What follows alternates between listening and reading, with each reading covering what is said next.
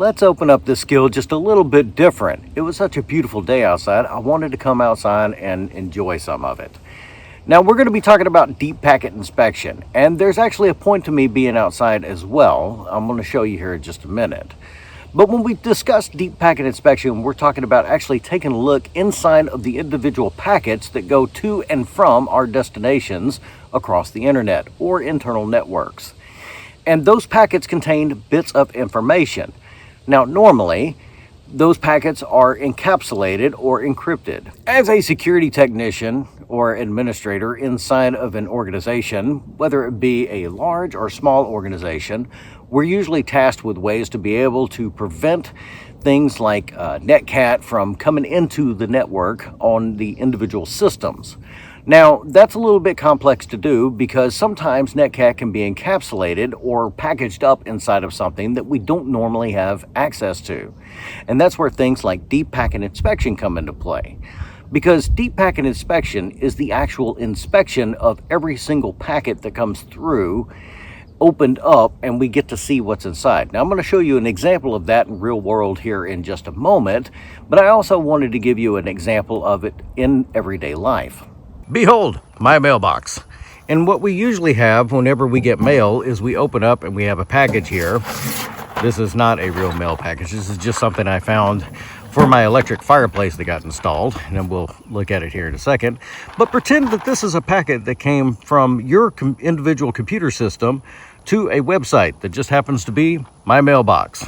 Now, normally the post office, at least here in the United States, doesn't open up every piece of mail and inspect it.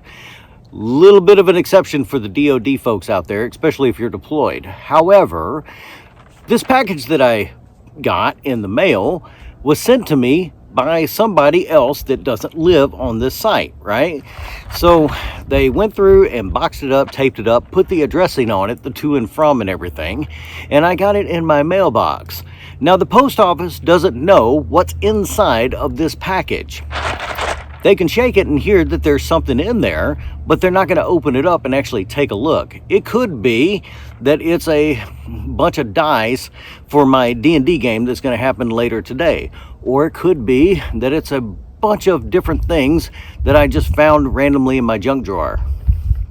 Who knows? But the point is that it goes from the sender to the receiver and is not inspected. Whereas a deep packet inspection in this sense would be that the sender puts the package in the mail, the post office gets it, opens it up, and sees that it's a bunch of little fake crystal things that would go in an electric fireplace. And then they put it back together and they send it to whoever the recipient is, and in this case, me and my mailbox.